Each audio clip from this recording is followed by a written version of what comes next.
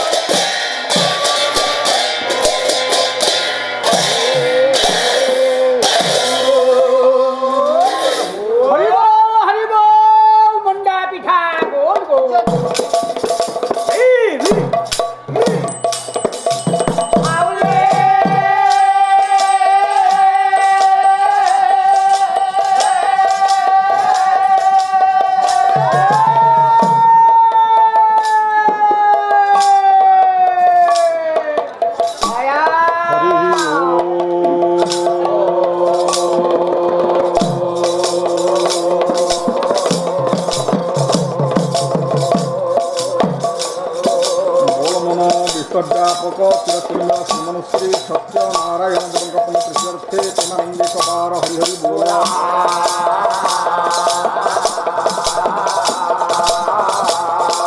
सिद्धिर्जिनाथ पीठास्थित आराध्य देव गजानन देवकपन प्रीत्यर्थे सर्वे बलंतु प्रेमानंदे कबार हरि हरि बोला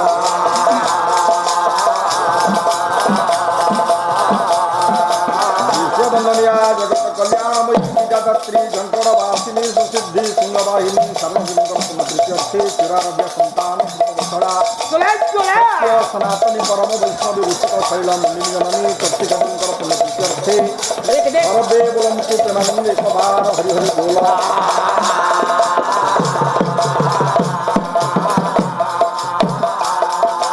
आयोजित पवित्र अधिवेशन अधिवेशित होता समस्त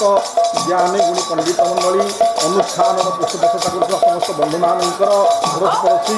समस्त श्रोता मंडली श्रीमन सत्यनारायण समस्त कष्ट दुष्ट दृष्ट को खंडन कर सब प्रदान करते सर्वे बोलंतु प्रेमानंदे कबार हरि हरि बोला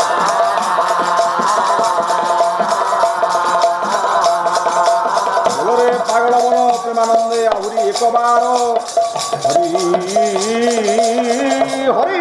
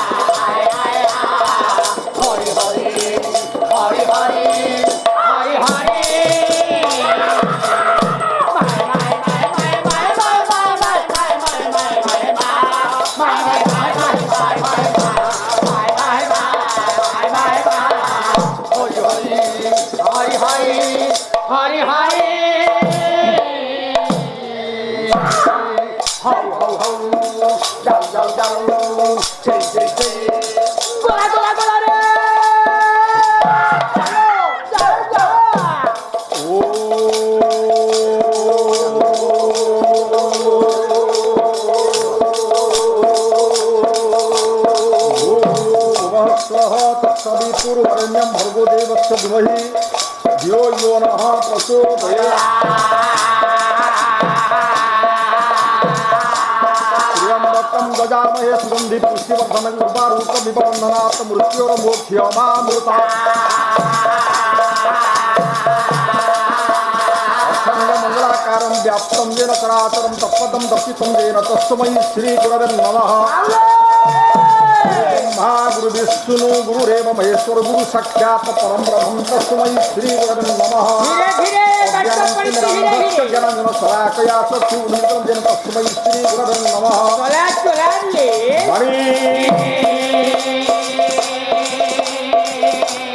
पूर्ण निशाकर मुखी कपूर कुंद प्रभा चंद्राभ्यंकितमस्तक निज करी संविवृत्ति मादरा विना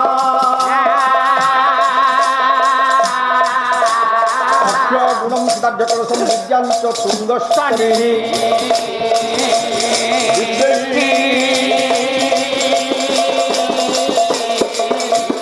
राभर निर्विभूषिता तनुमा हंसदी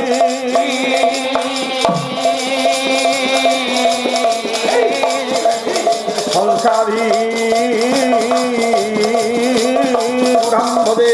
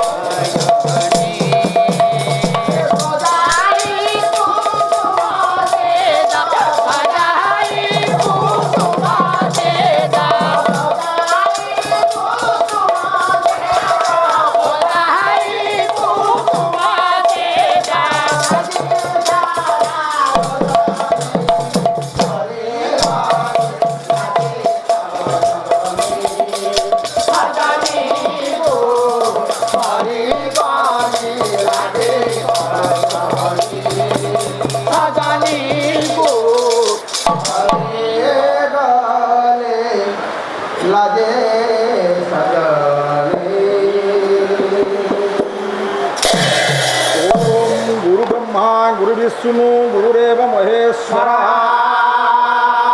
गुरु साक्षात परम ब्रह्म तस्मै श्री गुरवे नमः। नमः ब्रह्मण्य देवाय गो ब्राह्मण हिताय जगत हिताय कृष्णाय गोविंदाय नमो नमः। पुरवासिनी माँ सिंहवाहिनी शारदे मम कंठे निवासाय माँ वाक्य देवी नमस्तुते। वक्रदुर्गधीश्वरी माँ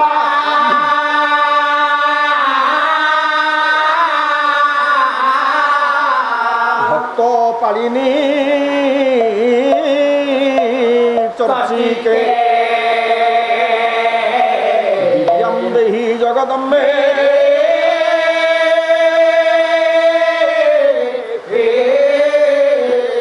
भजामि पद पंकजा।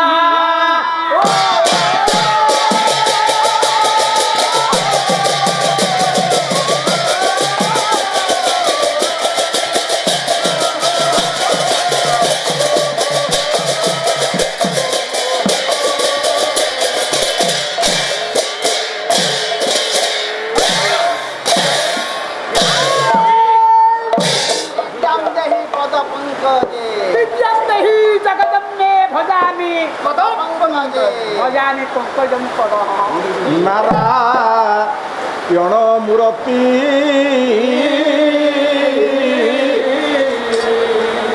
करुथा भावना नारायण मूर्ति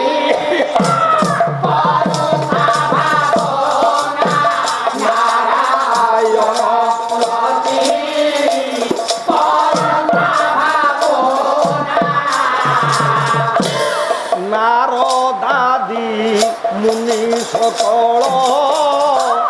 शारदाश्री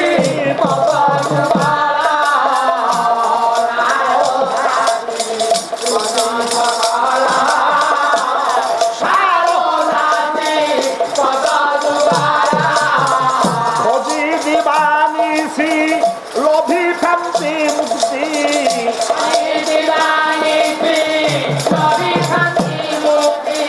ନାହିଁ ଗତି ତାଙ୍କ ବି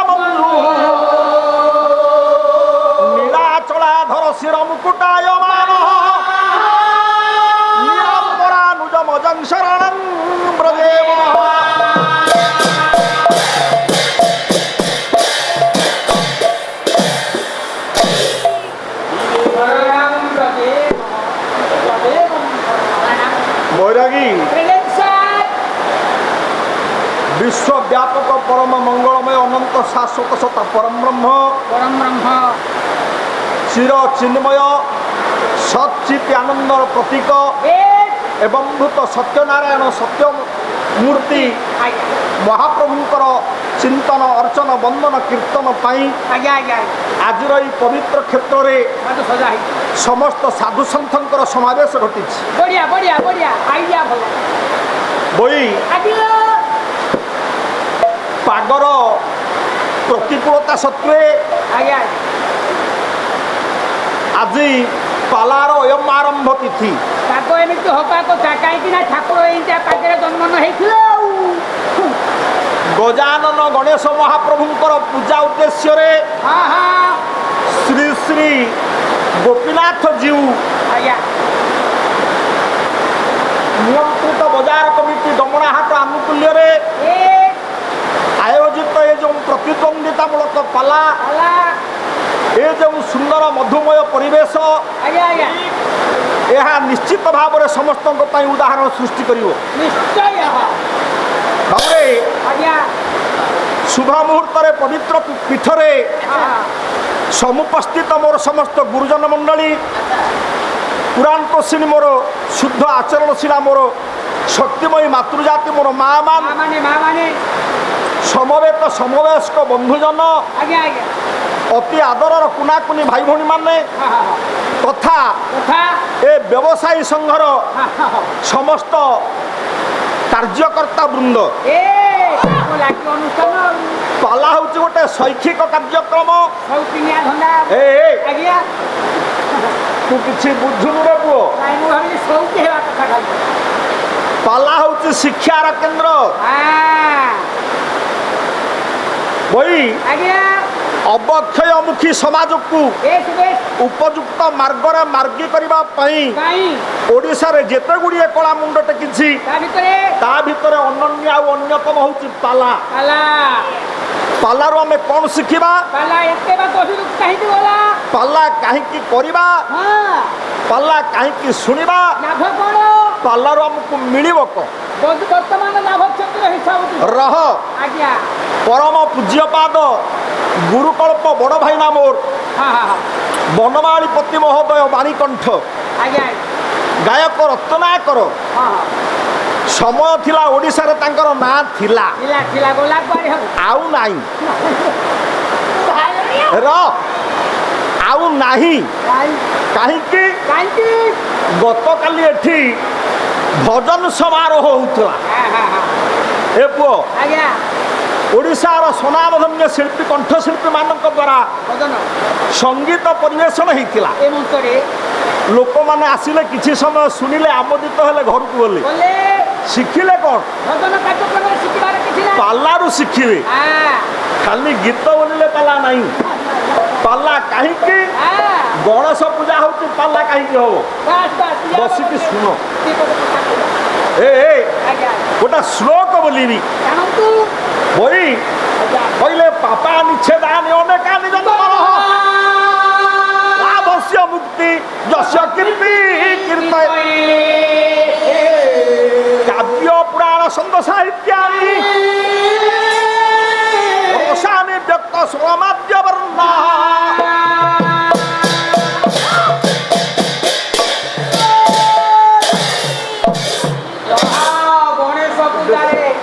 बेसी बाणा ऊपर देखुची वर्षा हो शब्द हो गणेश पूजा पाला कहीं बसिकी शुण कवि कहले पापा निच्छेदानि अनेकानि जन्मन अनेकानि जन्मन पापा निच्छेदान अनेक जन्मर पाप को नष्ट करने पालार आवश्यकता पाला हेले पाप नष्ट हुए बई पाप कौन आ पाप नष्ट हम कहीं पाप हुए केमिति पाप कौन जानिले पाप साधारणतः तीन प्रकार पाप आज्ञा मानसिक पाप एक कायिक पाप दुई बाचिक पाप सारे मानसिक पाप केमिति होउची जदि मन भीतर तू तार अमंगल चिंता कलु ताहा होउची मानसिक पाप पाप गोटे गला तो वाक्य द्वारा आज्ञा तो वचन द्वारा जदि अन्यर क्षति है बाचिक पाप कायिक तो शरीर द्वारा जदि अन्य कार क्षति है ताहूची कायिक पाप पाप तीन प्रकारिया ये तीन पापरू मुक्ति मिले आम पाला शुणिले पालारे केते लाभ देखे बई आज्ञा अन्य कान जन्म अनेक जन्म बोले एकरू अधिक होची अनेक आज्ञा आज्ञा एकाधिक को अनेक कहा जाए किंतु तार गोटे संख्या थी ना ताले अनेक कवि कहले केते जन्मर पाप पालारे लाघव हो जाए आज्ञा सन्थ शिरोमणि गोस्वामी तुलसी तुलसीदास सी कौन कहले कोंतु बोले आकर 4,84,000 श्री राम जय राम जय जय जो निभ्रमत यह जीव विनाशी हम प्रथमो 84 लक्ष जोनि भ्रमण करुच्ची जीव जीव अवशेष मानव शरीर मिली 84 लक्ष जोनी जाई सारिबा परे तू यहाँ पूर्वर आज्ञा आज्ञा बई सारे 83 लक्ष 99,000 99 थर 999 थर थर पूर्वर तू जन्म नहीं सारी या पूर्व मु जन्म हे जाइची ए हूँ तोर शेष जन्म ये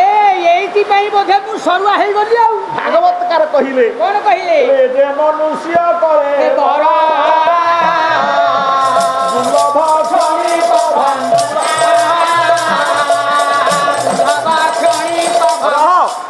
ओडिया भागवत अति बड़ी जगन्नाथ दास कहले आज्ञा ए जे मनुष्य कलेवर दुर्लभ क्षणिक भंगुर ये ओडिया भागवत निजे लिखि ना सी नाइ नाइ नाइ व्यास को अनुसरण कले बोले कौन कहले कौन कहले दुर्लभ मानुषी देही देही नो क्षण भंगुर तत्रापि दुर्लभ मन्य ये वैकुंठ प्रिय दर्शन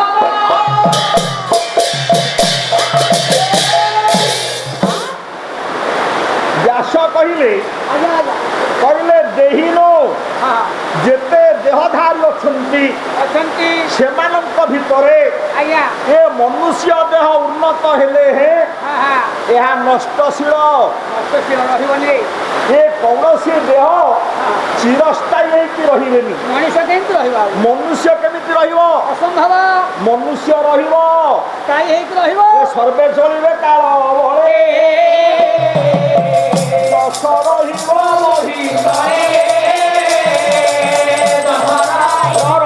वर्षा तो अड़ुआ कला कौन करवा बैरागी आज्ञा तो गाँव हाँ केते छेली बोले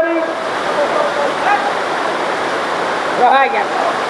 इंजेक्शन देले देहटा टिके पोड़ा आसीଯିବ तापर पाला कथा देखिबा नारायण कल्याण कर बई आज्ञा तो गाँव हाँ केते छेली बोले प्रति वर्ष देखे बेले आज्ञा छाड़ खाई आसुचे आम बहुत काटुचु एबे गणेश पूजा पिला सब जो दिन आज्ञा विसर्जन करू भसान करू तापर भल आइटम रखिबा एते उपास करके रही एडा पाटिकुंड करनी सुन पाल्ला सुन आइटम आइटम अच्छा केते कुकुड़ा बंछंती बहुत आज्ञा केते मनीष बोले मनीष केते मरीछती आज्ञा समस्ते बोलेनी मले आज्ञा किंतु एमिति किछि किछि व्यक्ति अछंती एमाने मला परे मध्य अमर मोला पर अमर काहिके मोला पर ना सेमानकर किछि कृति अछि आ कृतित्व अछि किछि कीर्ति अछि कर्म अछि जदि मनीष मानविक मूल्यबोध को जीवित करी मनीष पणिया को जागृत करे से हबो अमर ताले से अमर हबो हबो हबो अरे समस्त तो दिन ना दिन मरिबे छेली मेंढा मरुछती छेली मेंढा मरुछती मनीष मध्य मरिबो तफात एतिकी किंतु तफात एतिकी मनीष पणिया को बंचेबा पई जाई जे मृत्युवरण करे से अमर हे जाए या ऊपर बहुत आलोचना कले राति पाइबो सरीबनी रह मो कहिबार तात्पर्य मनीष जेतेबेले मनीष हबो सेतेबेले मानसिक पाप तार नष्ट होई जिवो कायिक पाप नष्ट होई जिवो बाचिक पाप नष्ट होई जिवो एही संपर्क रे छोटिया गोटिए गप कहिबी हे बाबू आपण मानकु कल्याण करिवे सत्य नारायण विभू छोटिया गप कहूँ गप चालू दिने रामकृष्ण परमहंस परम जोगी बसिछन्ति तांको शिष्य मानकर सभावेष्टनी सभा चलेछु ए पुओ आज्ञा आज्ञा आजिकाली साधुଙ୍କ भଳି ସେ ସାଧୁ ନଥିଲେ ନାଇଁ ନାଇଁ ଆଜିକାଲି ଯେତେ ସାଧୁ ଭାବୁଛନ୍ତି ସମସ୍ତେ ଆରିଷ୍ଟୋକ୍ରାଟ ବାବା ଦେଖେ ହେବେ ବୁଝିଲା ଆଜ୍ଞା ଆଜ୍ଞା କିଏ 10,000 ଟଙ୍କାର ପାଟ ପିନ୍ଧୁଛି ହଁ ହଁ କିଏ ଏସି ରୁମରେ ବସୁଛି ମୋ ଛାତି ଏତିକି ର ଆଜ୍ଞା ରାମକୃଷ୍ଣ ପରମହଂସ ତାଙ୍କର କିଛି ଶିଷ୍ୟମାନଙ୍କୁ ନେଇ ଆଜ୍ଞା ସାଧୁ ଉପଦେଶ ଦେଲା ବେଳେ ଏ ହେ ଜଣେ ଦୁଷ୍ଟ ଲୋକ ହଁ ହଁ ସିଏ ସେଇ ବାଟ ଦେଇକି ଯାଉଥିଲା ଯାଉଥିଲା ପିଲାରେ ହେ ହଁ ଏ ବାବା କିଛି ଦରକାର ନାହିଁ ନାଇଁ ନାଇଁ ନାଇଁ କିଏ ବୁଢ଼ା ଅଲାଦିଙ୍କୁ ବସି ହଁ ହଁ କିଏ କର୍ମହୀନ ପଡ଼ିଆକୁ ବସିଛି ଇଏ ମଧ୍ୟ ନିଜେ ପଡ଼ିଆ ଇଏ ପଡ଼ିଆ କରୁଛି ଆରେ ଇଏ କୋଉଦିନ ସବୁ ସାଧୁ ହେଇଗଲାଣି ଏ ରହ ପାଟି କରୁନି ଶୁଣୁ ଆଜ୍ଞା ଆଜ୍ଞା ସବୁ ଶିଷ୍ୟମାନେ ଆଶ୍ଚର୍ଯ୍ୟ ହେଇଗଲେ ହେଇଗଲେ ରାମକୃଷ୍ଣ ଟିକେ ହସିଲେ ହଁ ହଁ କିଛି କହିଲେନି ଟିକେ ହସିଲେ ହଁ ଏ ଶିଷ୍ୟମାନେ କହିଲେ ଆମ ଗୁରୁଙ୍କୁ ତମେ ଗାଳି କରିବ ଆମେ ସମ୍ଭାଳିବୁ ଆମେ ସମ୍ଭାଳିବୁ ନାଇଁ ନାଇଁ ନାଇଁ ଶିଷ୍ୟମାନେ ଯେତେବେଳେ ଉତ୍ତେଜନା ନାହିଁ ଉତ୍ତେଜିତ ହୁଅନ୍ତି ଆଜ୍ଞା ଆଜ୍ଞା ରାମକୃଷ୍ଣ ପରମହଂସ ହାତ ଟେକିଲେ ର ଆଜ୍ଞା ବସ ବସ ଶୁଣ ସେ ଗାଳି କରୁଥିବା ଲୋକ ତା ବାଟରେ ପଳେଇଲା ପଳେଇଲା ଇଏ ଶିଷ୍ୟମାନେ ସମସ୍ତେ ନୀରବ ହେଇକି ବସିଲେ ଗୁରୁଙ୍କ କଥାରେ କିନ୍ତୁ ସେମାନଙ୍କ ଭିତରେ ଜଣେ ଲୋକ ତା ମନରେ ଉତ୍କଣ୍ଠା ଜାଗିଲା ଲାଗିଲା ଏ ପୁଅ ଆଜ୍ଞା ଆମ ଗୁରୁ ଯାହା ନ କରନ୍ତି କେହି ତାହା କରିପାରନ୍ତି ହଁ ହଁ ହଁ କିନ୍ତୁ ଗୋଟାଏ ଲୋକ ତାଙ୍କୁ ଗାଳି କଲା ଅଥଚ କିଛି କହୁନାହାନ୍ତି ଗୁରୁ ଗୁରୁ କିଛି କହୁନାହାନ୍ତି ଆମକୁ କହିଛି ଆମେ କଣ ଏ କରିଦେଇଛୁ ପୁଅ ଆଜ୍ଞା ଜିଜ୍ଞାସା ଜାଗିଲା ମନରେ ଶିଷ୍ୟ ହୋଇ ବ୍ୟାକୁଳ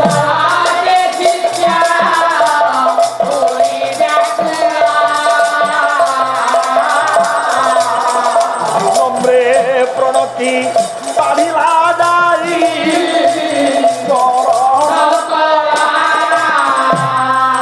ମୁଁ କହିବି ଜଣେ ବାବୁ ପ୍ରଶ୍ନ କଲେ ଗଣେଶଙ୍କର ବାପାଙ୍କ ନାଁ କ'ଣ ସେ ପ୍ରଶ୍ନ ହୋଇଛି ଗଣେଶ କିଏ ଗଣେଶ କିଏ ସିଆଡ଼କୁ ଯିବା ମୁଁ ଗଣେଶ ପୂଜାରେ କାହିଁକି ନାରାୟଣଙ୍କର ନାଁ ବନ୍ଦନା କଲି ବୋଲି ମୁଁ ତ ଗଣେଶ ବନ୍ଦନା କରିବା କଥା ନାରାୟଣ ବନ୍ଦନା କାହିଁକି କଲି ଆମେ ସବୁ କଥା କହିଛୁ ସେଇ ଉପରକୁ ଯିବା ମୁଁ ଟିକେ ଶୁଣୁଥିଲି ଭାଇନା ମତେ ଗୋଟେ ପ୍ରଶ୍ନ ମାରିଛନ୍ତି ଆଜ୍ଞା ଆଜ୍ଞା ଏ ସବୁ ଯିବା ଯିବା ଟିକେ ଧୈର୍ଯ୍ୟ ଧୈର୍ଯ୍ୟ ଆମେ ସମସ୍ତେ ମଣିଷ ମଣିଷ ଆମେ ମନୁଷ୍ୟ ଭଳି ବ୍ୟବହାର କରିବା ହଁ ହଁ ହଁ ଟିକେ ଧୈର୍ଯ୍ୟ ଧରିବା ଆଜ୍ଞା ଆଜ୍ଞା ବହି ସେ ଲୋକଟି ଚିନ୍ତା କଲା ଯେତେବେଳେ ଗୁରୁଙ୍କ ପାଖରେ ହଁ ହଁ ହଁ ବିନମ୍ର ଭାବରେ ଶିଷ୍ୟଟି ଆବେଦନ କଲା କହିଲା ହେ ଗୁରୁଜୀ ହଁ ହଁ ଆପଣଙ୍କୁ କିଏ ଗାଳି କଲେ ମୁଁ ଶୁଣିପାରିବିନି ନାଇଁ ନାଇଁ ନାଇଁ ମୁଁ ସହ୍ୟ କରିପାରିବିନି ନାଇଁ ସେଇଠି ହଁ ହଁ ଗୁରୁ କହିଲେ ହଁ ହଁ ଟିକେ ଟିକେ ଟିକେ ଗୁରୁ କହିଲେ ଆଜ୍ଞା "ଏ ବାପାରେ, ଆଜ୍ଞା ଏ, ଆପଣଙ୍କୁ ଗାଳି କଲା ମୁଁ କେମିତି ସମ୍ଭାଳି ଆରେ ଶୁଣୁ ଆଜ୍ଞା ତତେ ଗୋଟିଏ ନିରାଟ ସତ୍ୟ କଥା କହିବି କୁହନ୍ତୁ କୁହନ୍ତୁ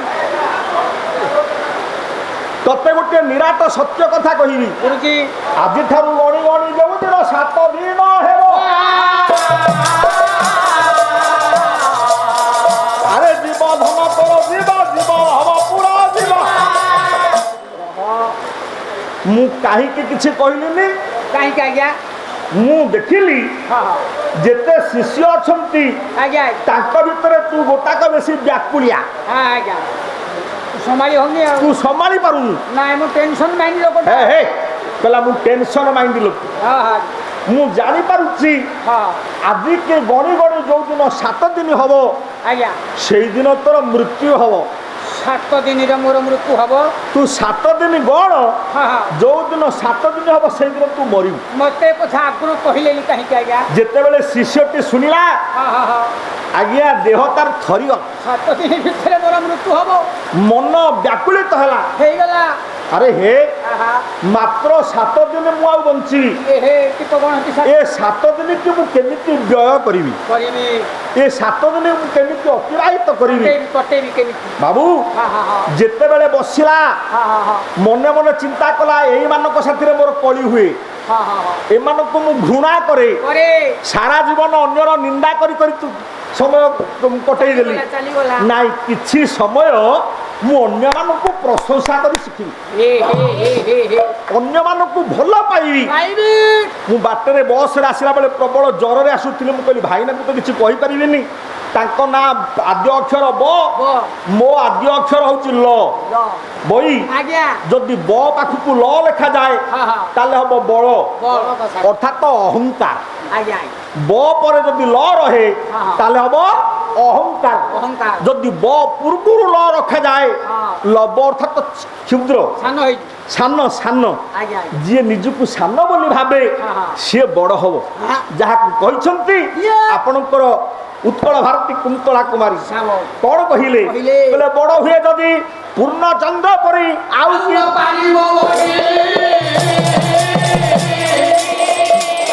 କିଏ ଫୁଟିଲା ଫୁଲ କିଏ ଫୁଟେ ଆଉ ଥରେ ଫୁଟେ ସିଧା ଫୁଲ କଢି। ତେଣୁ ହେ ସନ୍ଥ ସମାଜ ଆପଣ ସବୁବେଳେ ନିଜକୁ ନ୍ୟୁନ ବୋଲି ଭାବନ୍ତୁ ସାନ କରିଦିଅନ୍ତୁ ସାନ କରିଦିଅନ୍ତୁ ଆହା ସେଦିନ ଦୁର୍ଯ୍ୟୋଧନ ଯାଇଛି କୃଷ୍ଣକୁ ନିମନ୍ତ୍ରଣ କରିବା ପାଇଁ ହଁ ହଁ ହଁ ଅର୍ଜୁନ ଯାଇଛି କୃଷ୍ଣକୁ ନିମନ୍ତ୍ରଣ କରିବା ପାଇଁ ଦିଟା ପକ୍ଷ କୃଷ୍ଣ ଶୋଇଛନ୍ତି ହଁ, ହଁ। ହଇରେ ହେ ଆଜ୍ଞା ଯିଏ ଚେଇକି ଶୋଇବ ତାକୁ ଉଠେଇବ କିଏ ସେ ସବୁ ଜାଣୁଛି ସେ ଅନନ୍ତ ନାମେ ଅନ୍ତ ନାହିଁ ଅଣ ଅକ୍ଷର ଯାର ଦେହି ଏହି ସେ ଅଣ ଅକ୍ଷର କଣ ତାକୁ ବୁଝେଇଲେ ବହୁତ ସମୟ ଲାଗିବ ଆଜ୍ଞା ଆଜ୍ଞା କୃଷ୍ଣଙ୍କର ପାଦ ତଳ ଆଉ ମୁଣ୍ଡ ଉପର ଉପର ଯୋଡ଼ିଏ ଚୌକି ପଡିଛି ପଢିଛି ଦୁର୍ଯ୍ୟୋଧନ ଗଲା ହଁ ହଁ ହଁ କହିଲା ମୁଁ କିଏ ସେ ଏ ହସ୍ତିନା ମୁଁ ହଉଛି ମାନ ଚକ୍ରବର୍ତ୍ତୀ ମହାମାନି ମାନ ଗୋବିନ୍ଦ ମୁଁ ପାଦ ତଳେ ବସିବି नो नो नो नो ମୁଁ ମୁଣ୍ଡ ଉପରେ ବସିବି ମୋ ସ୍ଥାନ ହଉଛି ଉର୍ଦ୍ଧ୍ୱରେ ଏ ପୁଅ ଆଜ୍ଞା ଅର୍ଜୁନ ଗଲା ହଁ ହଁ ହଁ ଦେଖିଲା ଯାହା ହଉ ମୋ ପାଇଁ ଯୋଉ ଆସନ ଯୋଗ୍ୟ ସେ ଆସନ ସେ ଆସନ ମୋ ପାଇଁ ସୁରକ୍ଷିତ ହେଇକି ଅଛି ପାଦ ତଳେ ବସିଲେ ବସିଲେ ଅର୍ଜୁନ ଯିଏ ପ୍ରଭୁର ପାଦ ତଳେ ଶରଣ ପଶେ ଆଜ୍ଞା ପ୍ରଭୁ ତାର ହେଇଯାଏ ହେଇଯାଏ। ଏଥିପାଇଁ ଭାଗବତ କହିଛନ୍ତି କହିଛନ୍ତି। କହିଲେ ଯେ ମୋର ଶରଣ ପଶଇ ମୁସାରେ ତାର ଭଲ ନାହିଁ କର ଚିନ୍ତା କଲା ମନେ ମନେ ଶିଷ୍ୟ ଅର୍ଜୁନ କହିଲା ଯୋଉ 7 ଦିନ ମୁଁ ବଞ୍ଚିବି ଓହୋ କେବଳ ଅନ୍ୟର ଉପକାର ଘଟି ନିତ୍ୟ ବଞ୍ଚି ସାଧନ କରି ଏଇ କଥା ଚିନ୍ତା କରି ଶିଷ୍ୟ ସିଏ ଯୋଉମାନଙ୍କ ସାଥିରେ ପୂର୍ବରୁ କଳି ଝଗଡା ହେଇଥିଲା ତାଙ୍କ ସାଥିରେ ସମ୍ବନ୍ଧ ରଖିଲା ଆହା ହା ସମସ୍ତଙ୍କର ପ୍ରଶଂସା କଲା ବୋଲେ ଯୋଉ ସମୟ ତାକୁ ମିଳିଲା ସେ ବସିକି ଭଗବାନଙ୍କୁ ଚିନ୍ତା କଲା କହିଲା ପ୍ରଭୁ ଯଦି ଆଉ ଥରେ ମତେ ଜନ୍ମ ଦେବାର ତମର ଆବଶ୍ୟକତା କେତେବେଳେ ହୁଏ ତାହେଲେ ତମର ଭକ୍ତଟିଏ କରିକି ଜନ୍ମ ଦବ ସବୁବେଳେ ମୋ ପାଟି କଣ କହିବ କଣ? ସଂସ୍କୃତ ଭାଗବତ 10ମ ସ୍କନ୍ଧ ଆଜ୍ଞା। 10ମ ଅଧ୍ୟାୟ 35 ନମ୍ବର ଶ୍ଲୋକ ଆରେ ପୂଜା ଯେମିତି ଶୁଣ ଆଜ୍ଞା ଆଜ୍ଞା ପାଟି ଗୁଣ କରୁନି କହିଲେ ବାଣୀ ଗୁଣାନ କଥନେ ଶ୍ରବଣ କଥା ସୁମନସ୍ତବ ଭାଗବର ନହ ସ୍ମୃତ୍ୟା ଶିରା ଜଗତ ପ୍ରସୂତେ ତବ ପ୍ରଣାମେ ହେ ଦୃଷ୍ଟ୍ୟାଂଶତା ବିଲୋକନେ ଭବତ ତରୁଣା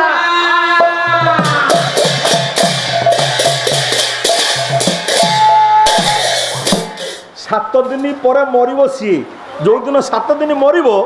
ସେ ବସିକି ଚିନ୍ତା କରୁଛି ପ୍ରଭୁ ମୋତେ ଆପଣ କଥା କହିବାର କ୍ଷମତା ଦେଇଛନ୍ତି ଦେଇଛନ୍ତି ମୁଁ ସାରା ଦିନ ଅନ୍ୟର ଜୟକାର କଲି 2 ପଇସା ପାଇଁ କାଇଁ ଅନ୍ୟର ଗୁଣଗାନ କଲି ପେଟ ପୋଷିବା ପାଇଁ ହଁ ହଁ ଦିନେ ହେଲେ ତୋର ଗୁଣଗାନ କରିନି ଯିଏ ବିଶ୍ୱ ସଂସାରକୁ ପୋଷୁଛି ସେଥିରେ ଲାଭ ନାହିଁ ପଇସା ନାହିଁ ତୋର ଗୁଣଗାନ କରିବି ଆଜ୍ଞା ତୋର ନାମ ଭଜନ କରିବିନି ନାଇଁ ନାଇଁ ଆମେ କଣ କରୁଛୁ ଅରୁଆ ଡାଲମା ଖାଇ ହଁ ହଁ ପୁଅ ଗିନି ଖଞ୍ଜଣି ଧରି ହଁ। ହରେ କୃଷ୍ଣ ହରେ ରାମ କରିକି ଅଷ୍ଟପ୍ରହରୀ 24 ପ୍ରହରୀ କରୁଛି ସେଇଥିରେ ତ ମୁକ୍ତି କାହାରି ଜଣକର ଉଦ୍ଧାର ହବନି ତାହେଲେ ନାମରେ ମୁକ୍ତି ନାହିଁ ନାମରେ ମୁକ୍ତି ନାହିଁ ମୁକ୍ତି କୋଉଥିରେ କାମରେ ମୁକ୍ତି କାମ କଣ ଭଗବାନଙ୍କର କାମ କଣ ହଁ ହଁ ହଁ ଭଗବାନଙ୍କର ଗୁଣ କଣ ବ୍ୟାସ କହିଲେ ବାଣୀ ଗୁଣାନୁକଥନେ ହଁ ହଁ ମୋତେ ଆପଣ କହିବାର କ୍ଷମତା ଦେଇଛନ୍ତି ଦେଇଛନ୍ତି ମୁଁ ଆପଣଙ୍କର ଗୁଣ ବର୍ଣ୍ଣନା କରିବି ନାମ ବର୍ଣ୍ଣନା କରିବିନି ନାଇଁ ନାଇଁ ନାଇଁ ଗୁଣ କଣ ନାମ କଥା ଆମେ ଜାଣିଛୁ ଗୁଣ କହନ୍ତୁ ଓଡ଼ିଆ ଭାଗବତ କହିଲେ କହିଲେ ସତ୍ୟ କହିବ ନିତ୍ୟ ତୁଣ୍ଡେ ସତ୍ୟ କହିବ ନିତ୍ୟ କିରେ କେବେ ହେଲଥିବ ପ୍ରଭୁର ଗୁଣ ହଉଛି ସତ୍ୟ ଏ ଯାହା ପାଖରେ ସତ୍ୟ ଅଛି ପ୍ରଭୁ ତା ପାଖରେ ସେଇ ହଉଛି ଗୁଣ ସନ୍ଥ କବୀର ହଁ ହଁ ଯାହା ପାଇଁ ଯୋଡ଼ା ଜାତି 2ଟା ସମାଧି କଲେ 2ଟା ସୁଧ ଘର କଲେ କଲେ ସନ୍ଥ କବୀର ଆଜ୍ଞା। ସିଏ କଣ କହିଲେ କହିଲେ ସଚ ବରାବର ତପ ନେହି ସଚ ବରାବର ତପ ନେହି କିରେ ଝୁଠା ବରାବର କିରେ ଝୁଠା ବରାବର ଯାକେ ହୃଦୟ ସତ କିରେ ଯାକେ ହୃଦୟ ତାକେ ହୃଦୟ बोले सच बराबर तप नहीं नहीं जी घर द्वार छाड़ी जंगल में बाबाजी होची ता भली बोका मूर्ख आउ संसार कि ना अलसुआ हे कर्म कुड़िया पाटी करनी काई बेरे बजौजो कहला कर्म कोढ़िया अलसुआ पारिबनी बोली जाइछ पाटी करनी शुण आज्ञा। शुण केते कथा ता भीतर अछि शुण तो कथा किए शुणुछि बाबाजी क्या कहवा आगु जी घर द्वार छाड़ी जटा कौपिनी दाढ़ी निश रखिकी बेकर माल पकईकी बुलिकी लोक ठकुची सी बाबाजी नुह बाबाजी आमे माने जो माने घर संसार करके पिला छुआ जन्म देइछे आमे भविष्यत संसार पाई भविष्य निधि तैयारी करिछे जो माने पिला छुआ संसार न करी समाजर पलायन पंथी समाज को डरिकी घर द्वार छाड़ी जाती सी बाबाजी नुह नहीं एक कथा मु कहूनी व्यास कहिसंती व्यास कोन कहिले कौन कहले हाँ। कहले चतुर्णामाश्रमाणाहि गाहस्थ्य श्रेष्ठ आहु धर्मज्ञ धर्मशास्त्र कथं त्यक्तुमिच्छति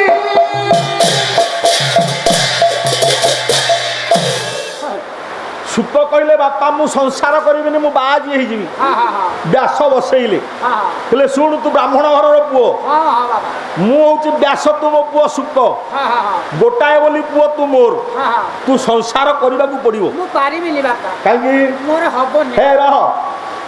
व्यास बुझेले बुझैले कहले आश्रम होची चारि चारि बई चारि चारिटा आश्रम कोन चारिटा आश्रम तू पैसा नबुनी कि पैसा नेबे आज्ञा कह तू चारिटा आश्रम कौन आश्रम गोटे बाजी आश्रम हां गोटे सात प्रथम होची ब्रह्मचर्य ए सियाडे गल कि ब्रह्मचर्य रह आज्ञा द्वितीय होची ग्राहस्थ्य रहस्य तृतीय होची बानप्रस्थ चतुर्थ होची सन्यास चारि आश्रम आमे समस्ते आज्ञा। ब्रह्मचर्य व्रत पालन करबा उचित सेटा कोन आज्ञा विवाह पूर्वरु ब्रह्मचर्य रखिया हाले गोटे उत्तम संतान जन्म हबो जी भविष्यतर मनीष हबो आमे तो सेही कथा करूछु आमे केही ब्रह्मचारी नुह ना आमे केही ब्रह्मचरण करूने आमे ब्रह्मचारी ना पार्टी करनी कौन तम ब्रह्मचारी ब्रह्मचारी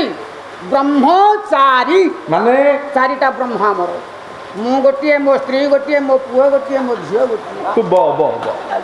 ब पंडित उठगला आमे ब्रह्मचारी पिला दिन हेइछ सुन आज्ञा व्यास कहले जो चारि आश्रम भितरे हां श्रेष्ठ आश्रम कोटा ग्राहस्थ्य श्रेष्ठम उत्तमम बोले गृहस्थ आश्रम होची श्रेष्ठ हाँ। आउ उत्तम मो बापा मते ते दे दे काई तू कहथिबे ना आहु धर्मज्ञ धर्मशास्त्र बोले धर्मज्ञ माने धर्मशास्त्र रे कथा पूर्वरु कहिसंती लेखिछंती जदि व्यास कथा कहिले हां हां व्यासंक पूर्व धर्मज्ञ तो केउ धर्मशास्त्र कहि आनंद मनरे पंडित मंडली मंच परे थिबे रही प्रथम धर्मशास्त्र प्रणेता गणता आचार्य मनु मनु मनु मनु होउछंती प्रथम धर्मशास्त्र प्रणेता प्रथम कहते मनु कहिले कहले यथा वायु समाश्रित्य वर्तन्ते सर्वजन्तः तथा ग्राहस्थ्यमाश्रित्य वर्तन्ते सर्व आश्रमः आज्ञा मनु कहिले यथा वायु समाश्रित्य आज्ञा बई सारे तू बंचिचु बंचिनी आ कोन कथा करूची बंची जीवन केमिति बंचिलु सरकार बंचैछि मते आज्ञा बोपा मान बिने कर देले मते तते सरकार बंचैछि आज्ञा आज्ञा तू कोन सरकारकर गुणगान करिया पे टिका छु जय बात जय जा गान करी दिह एरो आज्ञा तते सरकार केमिति बंचेले भत्ता देइछि इंदिरा आवास देइछि मो कुड़िया पाइछि चाउल पाउछि सरकार पर जते योजना को ठोको सब जिंदाबाद करके सरपंच को हाथ देबी अच्छा जो माने न पाउछंती से बंचुछंती ना नाही बंची छते आज्ञा दुखे रे मो भलिया सुख आ तू कोन कम सुख तू जभर सुख पाला वालाकर जीवन रे जो सुख आज्ञा आमे न खाइले तो हुए तो बंची परिबा परिवा न पीले हुए तो बंची परिबा आज्ञा। न सोइले हुए तो बंची परिबा हाँ। किंतु जदि वायु न थांता आमे बंची पर न थांता पवन नथिले हबनी आउ ना नहीं आउ ये मनु कहिले हाँ, हाँ। कहले यथा वायु समाश्रित्य वर्तन्ते सर्वजन्तव बेस बेस बेस जेते जीव जगत सृष्टि हेइछंती हेइछंती समस्ते बंचंती पवन लागि नहले पाला किया कारण पवन होउची हमर जीवनर मूल आधार चकारे पवन नथिले चका गड़िबो ना आमे बरमुंडा ए ठीक डमणा अरे तू बस बस नहीं, कहला पवन चक्का पवन हां हां बस बोले तुमे गारे सोई था ବସୁଛି କହୁନା। ଠିକ ସେଇଭଳି ଭାବରେ ହଁ ହଁ ହଁ ଗ୍ରାହସ୍ଥ୍ୟଂ ଆଶ୍ରିତଂ ବେଶ ବେଶ ଗୃହସ୍ଥ ଧର୍ମକୁ ଆଶ୍ରୟ ନେଇ ହଁ, ହଁ। ବର୍ତ୍ତନ୍ତେ ସର୍ବ ଆଶ୍ରମ ଯେତେ ଆଶ୍ରମ ସମସ୍ତେ ବଞ୍ଚନ୍ତି ହଁ ମୁଖ୍ୟ ଗୃହସ୍ଥ ଆଶ୍ରମକୁ ନେଇ ଶ୍ରେଷ୍ଠ ବଇ ଆଜ୍ଞା ତେଣୁ ଗୃହସ୍ଥ ଆଶ୍ରମ ହଉଛି ଶ୍ରେଷ୍ଠ ବାପା ବୁଝଉଛନ୍ତି ରହ ଆଜ୍ଞା ଆଜ୍ଞା କହିଲେ ବାଣୀ ଗୁଣାନୁକଥନେ ସେଠିକି ଚାଲେ କଥା ଯୋଉଠି ଯୋଉଠି ଅଛି ଆଜ୍ଞା ଆଜ୍ଞା 7 ଦିନ ଭିତରେ ମରିବ ସିଏ ହଁ, ହଁ। ବସିକି ଚିନ୍ତା କରୁଛି ମୁଁ କଣ କରିବି କରିବି କହିଲେ ବାଣୀ ଗୁଣାନୁକଥନେ ହୁଁ ହୁଁ ମୁଁ ସତ୍ୟ କହିବି ହଁ ହଁ କାରଣ ସଚ ବରାବର ତପ ନେହି ତପସ୍ୟା ଆଉ କୋଉଠି ନାହିଁ ନାଇଁ ନାଇଁ ସତ୍ୟରେ ହିଁ ତପସ୍ୟା ଆଜ୍ଞା ଆଜ୍ଞା ଖାଲି ସନ୍ଥ କବିରି କହିଲେନି ନାଇଁ ନାଇଁ ଏ କଥାକୁ କହିଲେ ଉତ୍କଳ ଭାରତୀ କୁନ୍ତଳା କୁମାରୀ ଆଜ୍ଞା ବଇ ଆଜ୍ଞା ଆଜ୍ଞା ଧର୍ମ ପରିବର୍ତ୍ତନ କରିକି ତାଙ୍କ ପୂର୍ବପୁରୁଷ ଖ୍ରୀଷ୍ଟିଆନ ହେଇଥିଲେ ମଧ୍ୟ ଆଜ୍ଞା ଆଜ୍ଞା ଏ ସନାତନ ଧର୍ମ ପାଇଁ ନିଜର ପ୍ରାଣକୁ ଉତ୍ସର୍ଗୀକୃତ କରିଥିବା କବି କବି ଗୋଟେ ପଦ କହିଲେ କହିଲେ କହିଲେ ସତ୍ୟ ଠାରୁ ନାହିଁ ତପସ୍ୟା ମହିରେ ସତ୍ୟରୁ ସକଳ ସମ୍ଭବ ଏ ପୃଥିବୀରେ ଆଜ୍ଞା ମୋର ଗୁରୁଜନ ମଣ୍ଡଳୀ ଭାଇମାନେ ମୋର ମା ମାନ ହଁ ହଁ ସତ୍ୟଠୁ ବଳିକି ଆଉ ତପସ୍ୟା ନାହିଁ ନାଇଁ ସତ୍ୟଠାରୁ ବଳିକି ଆଉ ଶକ୍ତି ନାହିଁ ନାଇଁ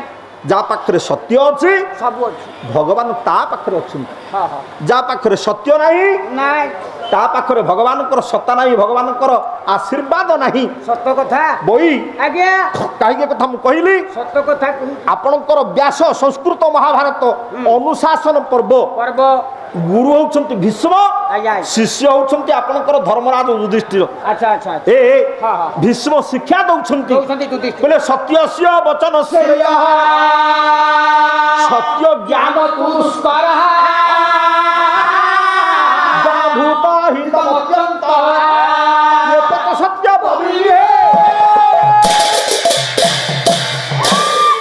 ଭଗବାନଙ୍କର ଗୁଣ ହଉଛି ସତ୍ୟ ଆଜ୍ଞା ସତ୍ୟସ୍ୟ ବଚନ ଶ୍ରେୟ ଆପଣ ଦେଖନ୍ତୁ ଗୋଟେ ସ୍ପଷ୍ଟବାଦୀ ସତ୍ୟବାଦୀ ଲୋକକୁ ସମସ୍ତେ ଡରିବେ ଆଜ୍ଞା ଆଉ ତା କଥାରେ ସମସ୍ତେ ପ୍ରାୟତଃ ବିଶ୍ୱାସ ଯିବେ ହଁ ସେ ମିଛ କଥାଟା କହୁ କହିବେ ନା ତା ଜୀବନରେ ସେ ମିଛ କଥା କହେନି ଆଉ ସତ୍ୟବାଦୀ କଥା ସିଏ ସତ ନ କହିକି ମିଛ କହେ ଆପଣ ବିଶ୍ୱାସ କରିବେ କରିବେ କରିବେ ଗୋଟେ ମିଥ୍ୟାବାଦୀ ଯଦି ସତ କଥା କହେ ହଁ ହଁ ହଁ ଆପଣଙ୍କର ବିଶ୍ୱାସ ଆସିବନି ତା ପରିଚୟ ତ ମିଥ୍ୟାବାଦୀ ବ୍ୟାସ କହିଲେ ସତ୍ୟସ୍ୟ ବଚନ ଶ୍ରେୟ ସତ୍ୟ ଜ୍ଞାନନ୍ତୁ ଦୁଷ୍କରମ୍ ଆଜ୍ଞା ଆଜ୍ଞା ସେ ସତ୍ୟକୁ ପାଳନ କରିବା ହେଉଛି ବଡ଼ କଷ୍ଟ କଷ୍ଟ ଆଜ୍ଞା ସତ୍ୟକୁ ପାଳନ କରିବା ବଡ଼ କଷ୍ଟ ହଁ ହଁ ହଁ କୋଉ ସତ୍ୟ କୋଉ ସତ୍ୟ ନା ଯତ ହିତ ଅତ୍ୟନ୍ତ ଭୂତମ୍ ଆଜ୍ଞା ପ୍ରତ୍ୟେକ ପ୍ରାଣୀମାନଙ୍କର ହିତ ପାଇଁ ଯୋଉ ସତ୍ୟ ଆବଶ୍ୟକ ସେ ହେଉଛି ସତ୍ୟ ତାକୁ ସତ୍ୟ କହନ୍ତୁ ଯଦି ଆପଣ ସତ କଥା କହିଲେ ଏ ଗାଁରେ ଗଣ୍ଡଗୋଳ ହେଇଯିବ ଆପଣ ସତ କହନ୍ତୁନି ନାଇଁ ନାଇଁ ନାଇଁ ନାଇଁ ଯଦି ସତ କଥା କହିଲେ କାହାକୁ ଫାଶୀ ହେଇଯିବ ଆପଣ ସତ କଥା କହନ୍ତୁନି କହନ୍ତୁନି ଯୋଉଠି ହଁ ହଁ ଜଗତର କଲ୍ୟାଣ ହବ ସେ ସତ୍ୟକୁ ଆପଣ ପ୍ରକାଶ କରନ୍ତୁ କରନ୍ତୁ ବଇ ଆଜ୍ଞା ଚିନ୍ତା କରୁଛି କହିଲା ବାଣୀ ଗୁଣାନୁକଥନେ ହଁ ହଁ ହଁ ପ୍ରଭୁ ହଁ ହଁ ତୋର ଗୁଣ ହଉଛି ସତ୍ୟ ପ୍ରଥମ ହଉଛି ସତ୍ୟ ଯେଉଁ 7 ଦିନ ବଞ୍ଚିବି ମୁଖରେ କହୁଥିଲି ସତ ବାଣୀ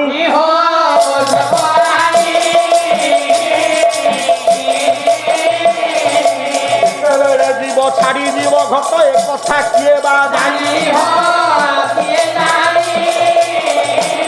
ରହ ପ୍ରଥମ ସଂକଳ୍ପ ନେଲା ମୁଁ ସତ କଥା କହିବି ଆଜିଠୁ ବଇ ଆଜ୍ଞା ନିଜକୁ ହେୟ ବୋଲି ଭାବିବି ହଁ ହଁ ମୁଁ ଅତି କ୍ଷୁଦ୍ରାଦପି କ୍ଷୁଦ୍ର ହଁ ହଁ ମୁଁ ଅତି ସାନ ସାନ ଆପଣ ଟିକେ ଚିନ୍ତା କରନ୍ତୁ ଆଜ୍ଞା ବଇ ସାରେ ଆଜି ପୃଥିବୀର ବୈଜ୍ଞାନିକ ମାନେ ହଁ ହଁ ଏ ମଙ୍ଗଳ ଅଭିଯାନ କଲେ ଚନ୍ଦ୍ର ଅଭିଯାନ କରିକି ଭାରତ ବର୍ତ୍ତମାନ ସୂର୍ଯ୍ୟ ଅଭିଯାନ କଲାଣି କଲାଣି ଏ ହଁ ହଁ ହଁ ବିଜ୍ଞାନର ଚରମ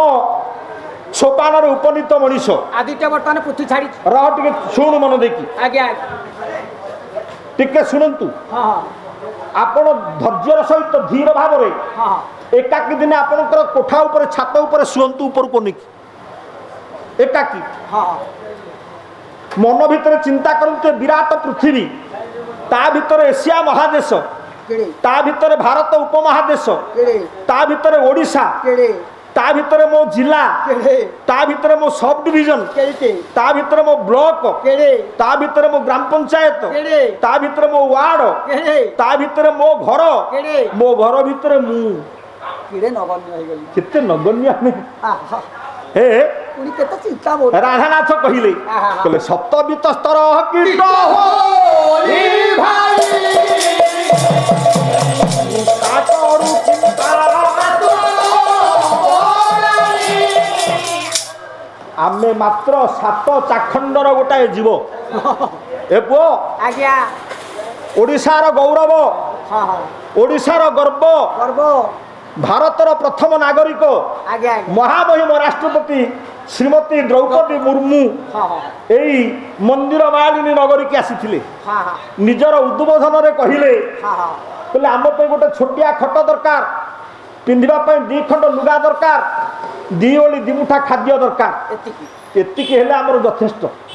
ନା ନାଇଁ ଆଜ୍ଞା ଆଜ୍ଞା ଆମେ କ'ଣ ସେ କଥା ଚିନ୍ତା କରୁଛୁ କି କେବେ ନୁହଁ ଆମେ ସେତିକି କଥା ଚିନ୍ତା କରୁନା ଆମ ଭିତରେ ଅହଙ୍କାର ପଶିଛି ହଁ ମୁଁ ବଡ଼ ମୁଁ ବଡ଼ ଆଜ୍ଞା ମୁଁ ଯାହା କହିବି ତାହା ହେଉଛି ଶ୍ରେଷ୍ଠ ଶ୍ରେଷ୍ଠ ମୁଁ ହେଉଛି ଧନୀ ମୁଁ ହେଉଛି ଜ୍ଞାନୀ ମୁଁ ହେଉଛି ମାନି ହଁ ହଁ ଏଇ ଅହଙ୍କାରକୁ ପରିତ୍ୟାଗ କରିବି ସଂକଳ୍ପ ନେଲା ନେଲା ସତ କଥା କହିବି ଅହଙ୍କାର ପରିତ୍ୟାଗ କରି ମୁଁ ନିଜକୁ ସାନ ହେଇଛି କଟିବ ହେଲେ ଶ୍ରବଣ କଥା ହେ ହେ ହେ ମୁଁ ଭଗବାନଙ୍କର କଥା କୀର୍ତ୍ତନ ହେଲେ ଶୁଣିବି ଶୁଣିବି କାହିଁକି ଶୁଣିବି ଶୁଣିଲେ ହବ କ'ଣ ଅଭିମନ୍ୟୁ ସାମନ୍ତ ସିଂହା କହନ୍ତୁ କଥା ପଦକେ ଦିଅଟା କବିଙ୍କର ନାଁ ଆଣିବି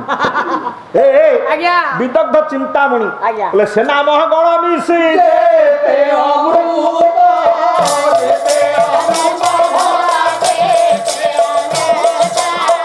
ସେ ଶୁଣିବ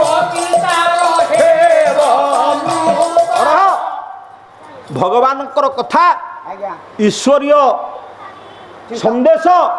ଯଦି କାନରେ ପଡ଼େ ଆଜ୍ଞା ସେଇ ସଦ୍ଭାବନା ଯଦି ମନ ଭିତରେ ସୃଷ୍ଟି ହୁଏ ଈଶ୍ୱର ଆଉ ଅନ୍ୟ କୋଉଠି ନାହାନ୍ତି ଆମରି ଭିତରେ ଅଛନ୍ତି ଅଛନ୍ତି ଏ ପୁଅ ଆଜ୍ଞା ଏ ସମସ୍ତଙ୍କର ଶରୀର ଭିତରେ ଈଶ୍ୱର ଅଛନ୍ତି ଅଛନ୍ତି ଏଇ ଚିନ୍ତା ଚେତନା ଜାଗ୍ରତ ହେଲେ ଆସିଲେ ଆମେ ଅନ୍ୟ ପ୍ରତି ଘୃଣା ମନ୍ତବ୍ୟ ଦେବାନି ଅନ୍ୟକୁ ହୀନ ବୋଲି ଭାବିବାନି ଅନ୍ୟକୁ ସାନ ବୋଲି ଭାବିବାନି ଆଚ୍ଛା ଆଚ୍ଛା ଚିନ୍ତା କଲା ମନେ ମନେ ପ୍ରଭୁର କଥାକୁ ଶୁଣିବି ଶୁଣିବି ବାଣୀ ଗୁଣାନୁ କଥନେ ଶ୍ରବଣ କଥାୟା ଆଜ୍ଞା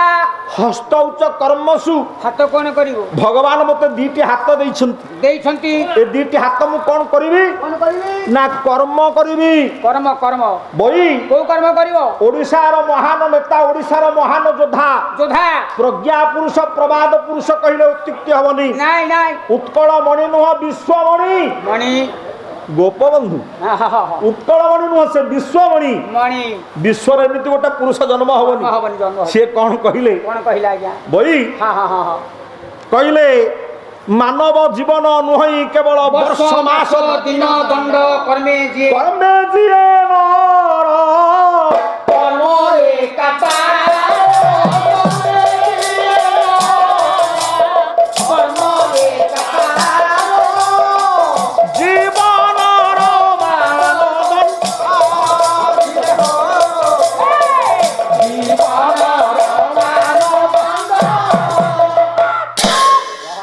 ପଛଉଛ କାହିଁ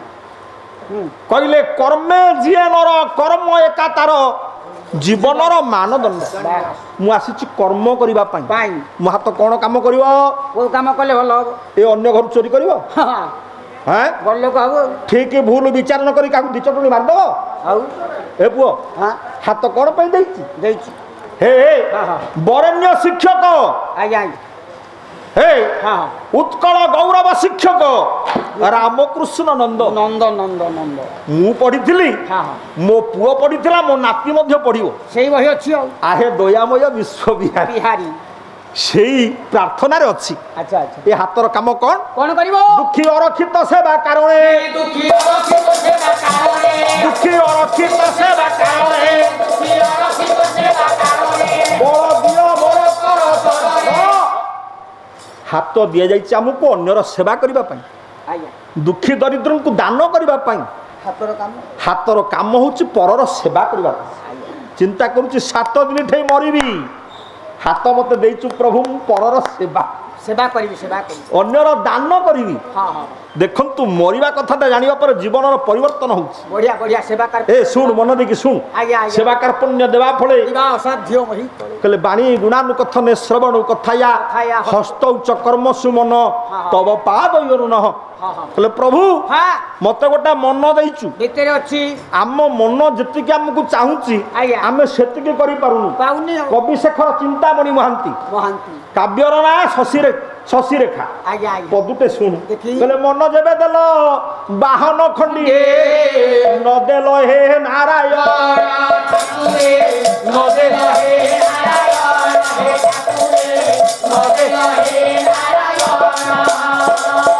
जेते बेले रही छातु हुआ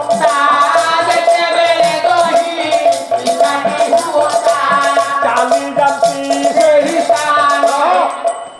यह संभव कि କେମିତି ହବ ମ मन सहित बाहनर संपर्क नहीं ନା कारण जी बहन करे सी हूँ बाहन ବାହନ ये मन शरीर को बहन कर कौन बाहन मिल ଇଏ ତ ବାହନ आज्ञा मन जुआड़े जाऊँ आम जाऊँ ना ହଁ मन न चाहिए शरीर जीवन कुआड़े କେବେ ନୁହଁ तेणु शरीर बाहन हूँ मन ମନ आउ शरीर बाहन किए अच्छे ନା से जो मन ଆଜ୍ଞା ये शरीर को बहन कर जो मन ହଁ से मन थरे नारायण को बहन करू ଏ जदि नारायण को बहन करिवो ଆଜ୍ଞା सी जानिबो से नारायणकर मूल्यटा बेसी ना ये शरीर मूल्यटा बेसी बेसी, लाभ। तेणु व्यास भागवत कहले मन तब पाद योर्न हे ईश्वर हे नारायण हे गणेश हे शिव हे दुर्गा हे सूर्य हे जीशु हे आला तमे जेते अछ ତମ ପାଦରେ मो मनटा तमरी पादे ରହୁ बई ଆଜ୍ଞା कहले दृष्ट्यांशता विलोकने भवत तनु नाम ହେ एटी पाला होची ହଁ मु कहिची कायज मानसिक एवं ବାଚି बाचिक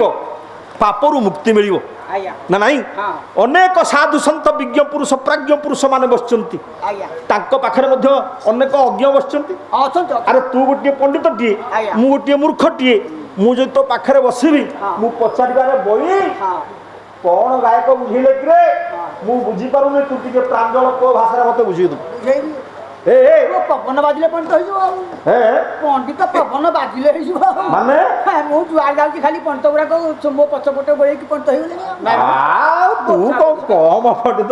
तो पवन बाजिले समस्त पंडित होउछन ପଣ୍ଡା ଘର ପିଲା ଆମେ सुन सुन पाटी तू न करनी ଆଜ୍ଞା ये कथा माने व्यापक कथा बहुत। याको आमे संक्षिप्त करबा को पड़िबो हाँ, समय- कारण हमको आगु को आहुर बहुत कथा अछि ଆଜ୍ଞା ଆଜ୍ଞା तेबे हाँ, हाँ। चिंता करूची मने मने हाँ, हाँ। मु आखि कोन देखिबो ଦେଖିବ मु आखि देखिबो ହଁ हे ईश्वर ହଁ तुमे केमिति तुमर स्वरूप कोन କ'ଣ तुमको मु केमितिया देखिबी ହଁ ହଁ वास्तव में भगवानकर स्वरूपटा कोन ए ଆଜ୍ଞା वास्तव में ईश्वरकर स्वरूपटा कोन କେମିତି ଆଜ୍ଞା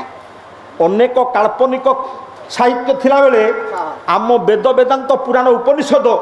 ईश्वरंकर वास्तविक रूपर परिकल्पना करछन्ति पुराणे ଆରେ ଆରେ ଆରେ ଆରେ ଆରେ ଦେଖିବା ଚିହ୍ନିବା ନା ଜାଣିବା भाई नाम जगन्नाथंकर रूप वर्णना करथिले गच्छ ଗଛ ହଁ प्रश्न देले काहेकि आषाढ़ मासरे नवकलेवर हुए ହୁଏ हैं ହଁ ହଁ ହଁ ହଁ हाँ इतिहास पढ़िले सिना जानिबो थरे दिथर नुह 84 थर 2015 मसीहा को मिसे कि 84 थर हेलेनी ନବକଳେବ नवकलेवर जगन्नाथ आउ जगन्नाथंकर नवकलेवर प्रथम होची 1001 मसीहा रे तार ऐतिहासिक किंवदंती अछि पौराणिक किंवदंती अछि आगु गले कहि ऐतिहासिक घटना कौन जगन्नाथ किए से ଇଏ ସିଏ काहेकि जगन्नाथंकर ए रूप हला ହଁ ହଁ जगन्नाथंकर हाथ गोड़ नाही अछि जगन्नाथ ହଁ ହଁ अरे जगन्नाथंकर हाथ गोड़ अछि କିଏ କହୁଛି तू पुरी जगन्नाथ कथा कहछु ଆଉ ଜଗନ୍ନାଥ ତ ପୁରୀ ଜଗତ पुरी रे जो जगन्नाथ बलभद्र सुभद्रा सुदर्शन बसिଛନ୍ତି से ओरिजिनल नुह ମା ବୋଲୁ ए बस तला मा बोल बस ଆରେ बस बस बस तला ता मा बोल और ता मा काहे बोल ଆଉ ଅରିଜିନାଲ सुन सुन सुन कहवा कहवा कहवा ହଁ ଯିବା ସେ ଦିଗକୁ ଯିବା ନା काहेकि जगन्नाथ को सेठी स्थापन करागला जगन्नाथर मुख्य स्थापन करिवार तात्पर्य कोन ସବୁ କଥା କୁହା ହଉ ऐतिहासिक तथ्य ऊपर हबो ଆଜି ସେଇ କଥା ହଉ सुन मन देखि सुन ଆଜ୍ଞା ଆଜ୍ଞା तेबे ହଁ ହଁ प्रभु तो स्वरूपटा केमितिया କେମିତିଆ मु टिके देखिबाकू चाहूची ଚାହୁଁଛି कारण आज नहले तो काली मरिबी 7 दिन रे मरिबी ना ଦେଖିକି ମରି मु तो टिके देखिबी ହଁ ହଁ ହଁ तो स्वरूपटा को देखिबी ଦେଖିକି वास्तव रे ईश्वरंकर स्वरूपटा केमितिया किए कहूची कला किए कहूची धला किए कहूची हलदिया किए कहूची नालिया किए कहूची नेलिया विभिन्न रंग अछि ଆଜ୍ଞା किंतु ହଁ ହଁ व्यास कहले संस्कृत भागवत କେମିତିଆ ରୂପ ଦେଖ हां ହଁ ହଁ ହଁ कहले खंबायुमग्नि शरीरम ज्योतिषी तत्वानि सरित समुद्राश्च हरे शरीर जत किंचित अभूत प्रणवेदनन्य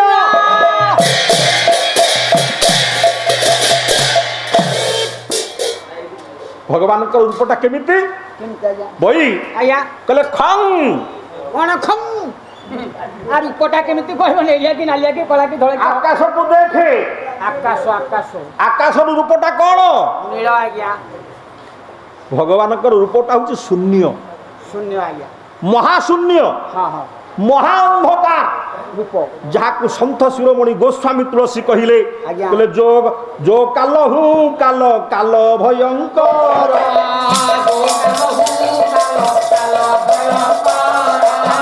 वर्णत शेष शारदा जी काल रहुची काल जी महाकाल जी अनंत असीम तार रूप कौन देखे तार रूप किए परिकल्पना करिवो ए आकाश को किए मापिलानी सब रूप अरे आशा आकाशटा कोठू आरंभ और कोठी शेष महाकाश को किए मापिलानी कि अनंत परासी तेणु ईश्वरंकर प्रथम रूप हूँ शून्य शून्य रूप वायु हाँ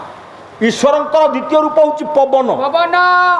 प्रथमे महाशून्य रे पवन सृष्टि है आज्ञा आज्ञा खम वायु हाँ अग्नि हाँ तृतीय रूप हूँ भगवान अग्नि अग्नि रूप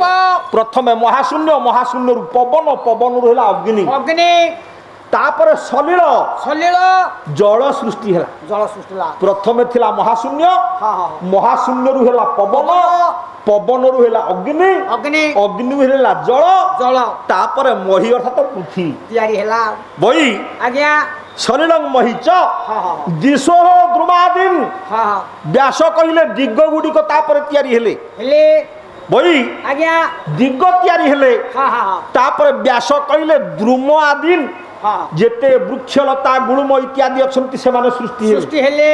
शरीर के समुद्र आज्ञा नदी तैयारी हेले समुद्र तैयारी हेले हेले हरे हे शरीर ये होचंती हरिंकर शरीर शरीर देह आपणकर भागवत व्यास कथा कहला बेले आपणकर वेद कौन कहले कहले वेद को टिके चलो टाणुआ हो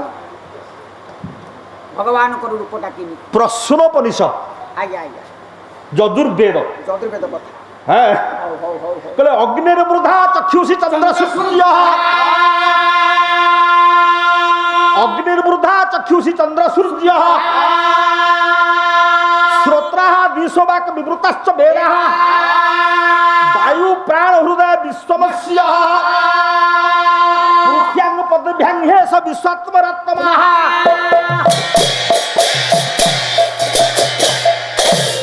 कहले अग्निर मुधा रूपटा केमिति से ईश्वरंकर मुंडटा हूँ अग्नि हाँ हाँ चक्षुषी चंद्र सूर्य आखि जोड़िए ईश्वर जोड़ी आखि देइछन्ति जोड़ी आखि अछि आखि गोटे चंद्र और गोटे सूर्य सूर्य नेत्र दिशो श्रोत्राः रह रह से ईश्वरंकर कान हूँ दिग गुड़िक ये हेले कान ये शब्द ग्रहण करवा यंत्र आज्ञा आज्ञा बाक विवृताश्च वेदा कथा हैला ईश्वरंकर वाणी हूँ वेद वेदवाणी वायु प्राण आज्ञा आज्ञा ईश्वरंकर प्राण हूँ पवन पवन अस्य हृदय विश्व बेस बेस ये ब्रह्मांड हूँ प्रभुंकर हृदय देह देह देह पदभ्यांग पृथ्व्या बापा रे बई आज्ञा ये ईश्वरंकर पाद हूँ पृथ्वी एडे बड़ पृथ्वी आमे केवल पाद तलू देखुचे देखुचे आमे ईश्वरंकर पाद तलू देखुचे आज्ञा आज्ञा से विराट पुरुष केते उच्च किए करते ए मापी पारिबोनी कल्पी पारिबोनी किए ताको मापिछि नाइ नाइ नाइ नाइ ए हां हां ही ऐसा विश्व अंतरात्मा ए ये विश्व रे से ईश्वर तो प्राण प्राय खेले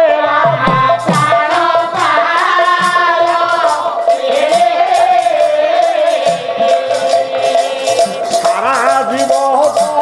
ताकू बांधी अबहे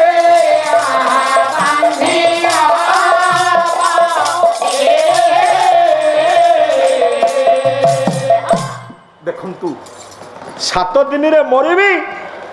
गुरु एक कथा कहते रामकृष्ण परमहंस आज्ञा चिंता करुची मने मने दृष्टियां सता विलोकने भवत तरुणाम हे ईश्वर तो स्वरूप को मु देखिबी अर्थात समग्र ब्रह्मांड हूँ तोर रूप रूप ये सारा सृष्टि रे जेते जीव जन्म होइछंती आज्ञा आज्ञा समस्ते होछंती तोर रूप रूप मु तोर रूप को देखी देखि की मरिबी समस्त मोर आत्मीय हाँ, निज। समस्त को मु भल पाइबी पाई ए हां हां ଏମିତି ଚିନ୍ତା କରୁ କରୁ ବାବୁ 7 ଦିନ ଗଲା। ମନ ମଧ୍ୟରେ ଏହି ଶିଷ୍ୟଟି ବିଚାର କଲା। 7 ଦିନର ସୂର୍ଯ୍ୟାସ୍ତ ଶେଷ ହୋଇଗଲା। ଆଜି ରାତିରେ ମୋର ମୃତ୍ୟୁ ହବ। ଅନ୍ତତଃ ମୁଁ ମରିବା ପୂର୍ବରୁ ମୁଁ ମୋର ଗୁରୁଙ୍କର ପାଦ ତଳେ ମୁଣ୍ଡକୁ ଥୋଇକି ଆତ୍ମା ବିସର୍ଜନ କରିବି। ଏଇ ଚିନ୍ତାକୁ ନେଇ ଶିଷ୍ୟଟି ପହଞ୍ଚିଲା ରାମକୃଷ୍ଣ ପରମହଂସଙ୍କର ପାଖରେ। ହେ ପରମହଂସ ଦେଖିଲେ, କହିଲେ ବାବୁ 7 ଦିନ ହେଲା ତ କଣ ଦେଖା ନଥିଲା ତୋର ଆଶ୍ରମରେ? ଚିତ୍ତ ସାଧନ କରୁଥିଲି, ସମସ୍ତଙ୍କୁ ଭଲ ପାଉଥିଲି। ଆଜି ରାତି ଗୋଟିକ ଆୟୁଷ ମୋର ଆଜ୍ଞା। ତେଣୁ ଆପଣଙ୍କ ପାଦ ତଳେ ମୁଣ୍ଡ ରଖିକି ମୋ ଦିନ କିନ୍ତୁ କଟି ଯାଉଛି। ଏଇଥିପାଇଁ ଆପଣଙ୍କ ନିକଟକୁ ଆସିଛି। ଯେତେବେଳେ ଗୁରୁଙ୍କର ପାଦ ଦୁଇଟିକି ଧରି ବିନମ୍ର ପ୍ରଣତି ବାଢି ଦେଇଛି ଶିଷ୍ୟଟି, ଦୀର୍ଘାୟୁ ହୁଅ ବୋଲି ଟେକିଲେ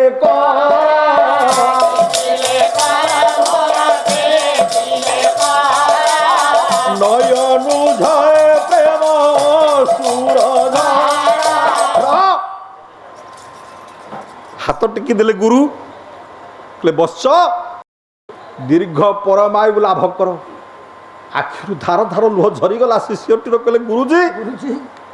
ଯିଏ ଆଗାମୀକାଲିର ସୂର୍ଯ୍ୟୋଦୟ ଦେଖିବା ଯାହା ଭାଗ୍ୟରେ ନାହିଁ, ମୁଁ ଆପଣଙ୍କ କଥାରେ ଘୋର ବିଶ୍ୱାସ, ମୋର ଦୃଢ଼ ବିଶ୍ୱାସ। ଆପଣ କହିଛନ୍ତି ଆଜି ମୋର ମୃତ୍ୟୁ, ଅଥଚ ଆପଣ କହୁଛନ୍ତି ମୁଁ ଦୀର୍ଘ ପରମାୟୁ ଭୋଗ କରିବି। ମୁଁ ଦୀର୍ଘାୟୁଷ ଭୋଗ କରିବି। ମୋ ଗୁରୁଙ୍କର କଥା କେବେ ମିଛ ହେବନି। ଯଦି ଆପଣ କହିଥିବା କଥା ମୁଁ ମରିବି, ସେ କଥା ଯଦି ସତ୍ୟ, ଏ କଥା ମିଛ ହେଇଯିବ। ମୋ ଦୀର୍ଘ ପରମାୟୁ ଆପଣଙ୍କର ଆଶୀର୍ବାଦ ଯଦି ସତ, ତାହେଲେ ଗୁରୁ କେତେବେଳେ ତ ଶିଷ୍ୟକୁ ଭଣ୍ଡାନ୍ତିନି, ମିଛ କଥା କହନ୍ତିନି। କାରଣ ସଂସାରରେ, ସମାଜରେ ହୁଏତ ଆପଣଙ୍କର ବାପା, ଆପଣଙ୍କର ମା, ଭାଇ, ବନ୍ଧୁ, କୁଟୁମ୍ବ ଯେତେ ଅଛନ୍ତି ସେ ଆପଣଙ୍କର ଶତ୍ରୁ ହେଇପାରନ୍ତି, କିନ୍ତୁ ଗୁରୁ କେବେ ଶତ୍ରୁ ହେଇପାରିବେନି। ଗୁରୁ କେବେ ଆପଣଙ୍କୁ ହତାଦର କରିବେନି, କାରଣ ସେ ଗୁରୁ। ହସିଲେ ଗୁରୁ, କହିଲେ ବାପାରେ ମୁଁ ତୋତେ ବାସ୍ତବ ଜୀବନର ରହସ୍ୟ ଶିକ୍ଷା ପାଇବା ପାଇଁ ଦେଇଥିଲି ଉପଦେଶ। ଏ ସଂସାରରେ ଯେତେ ଜନ୍ମ ଗ୍ରହଣ କରିଛନ୍ତି ସମସ୍ତେ 7 ଦିନରେ ମରିବେ। 7 ଦିନରେ? 7 ଦିନରେ କଣ କେତେ ଆଶା କରିଛୁ ଆମେ 7 ଦିନରେ ମରିବୁ? ଆରେ ତୁ ମରିବୁ 7 ଦିନରେ, ମୁଁ ମରିବି 7 ଦିନରେ, ମଦନ ମରିବ 7 ଦିନରେ, କେଦାର ମରିବ 7 ଦିନରେ, ଲଲାଟ ମରିବ 7 ଦିନରେ, ଆଉ ଛବି ମଧ୍ୟ ମରିବ 7 ଦିନରେ। ଏଗୁଡା କଣ ମରନ୍ତୁ, କିଛି କଥା ନାହିଁ। ମୁଁ ମରିବି 7 ଦିନରେ। କହିଲା ଏଗୁଡାକ ମରନ୍ତୁ, ତୁ ଏକୁଟିଆ ବଞ୍ଚିକି ରହିବୁ। ଲାଇଫ ଇନ୍ସୁରାନ୍ସ କରିଛି, ମୁଁ ମରିଯିବିନି ଆଉ କଣ? ଆରେ ହେ ମୁଁ ମରିବି କାହିଁକି ଯୋଡେ ଥମଣିକି ମୁଥ ପକେଇଦେବି। କହିଲା ମୁଁ ଲାଇଫ ଇନ୍ସୁରାନ୍ସ କରିଛି। ମୂର୍ଖ ତୁ ମଲେ ଟଙ୍କା ତୋ ପୁଅ ପାଇବ କି ବୋହୂ ପାଇବ କି ନାତି ନାତୁଣୀ ପାଇବେ। ଆରେ ସେ ଟଙ୍କାକୁ ତୁ ଖା ପେଟକୁ, ସେ ଇନ୍ସୁରାନ୍ସ କଣ ପାଇବୁ? ଶୁଣ ମୋ ମୁଣ୍ଡରେ ଗୋଟେ ବଜ୍ର ପାହାର ଆପଣ ପକେଇଦେଲେ। 7 ଦିନ ଭିତରେ ମୁଁ ମରିବି। 7 ଦିନରେ ସଂସାର ମରୁଛି, ତୁ କୁଆଡେ ସଂସାର ମରୁଛି 7 ଦିନରେ? ଜୀବ ଜନ୍ମ ଗ୍ରହଣ କରିଛନ୍ତି, ସମସ୍ତଙ୍କର 7 ଦିନରେ ମୃତ୍ୟୁ। କଣ ମତେ ନାୟକ କହୁଥିଲା ତୁ 94 ବର୍ଷ ବଞ୍ଚିବୁ ବୋଲି? 20 ଟଙ୍କା ଦେଇଥିଲି। ତୁ ନାହକକୁ ଦେଇକି 20 ଟଙ୍କା ଜାତକ ଦେଖେଇଥିଲୁ, ସେ ତତେ କହିଲା 94 ବର୍ଷ ବଞ୍ଚିବୁ। ଭତ୍ତା ବଢିବ ମୋର ଭତ୍ତା। ତୁ ଭତ୍ତା ପାଇଁ ବଞ୍ଚିବୁ? କହିଲା ମୁଁ ଭତ୍ତା ପାଇଁ ବଞ୍ଚିବି। 7 ଦିନରେ ମୁଁ ମରିବି। ଚଣ୍ଡାଳ 1 ଠାରୁ ପରାର୍ଦ୍ଧ ପର୍ଯ୍ୟନ୍ତ ସଂଖ୍ୟାକୁ ଗଣିଯା। ପରାର୍ଦ୍ଧ ପର୍ଯ୍ୟନ୍ତ ତା ଭିତରେ ମାତ୍ର ଆପଣ 6ଟି ମ ପାଇବେ। 6ଟି ମ ପାଇବେ। ପ୍ରଥମ 1 ମଙ୍ଗଳା, ଦ୍ୱିତୀୟ, ତୃତୀୟ, ଚତୁର୍ଥ, ପଞ୍ଚମ 2, ଷଷ୍ଠ ଗଲା, ସପ୍ତମ 3, ଅଷ୍ଟମ 4, ନବମ 5, ଦଶମ 6। ୟା ପରେ ଯେତେ ସଂଖ୍ୟା ଗଲେ ତ ଆଉ ନାହିଁ।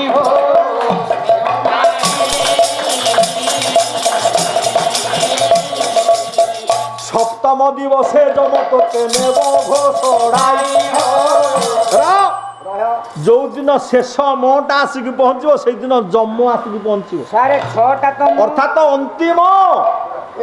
ଶେଷ ମ ହବ ମରଣ। ଦେଖିଲ, ସେଦିନ ଆସିବ ଯମ। ଆଦ୍ୟରେ ମରଣ ମ, ଶେଷେ ଯମ ମ।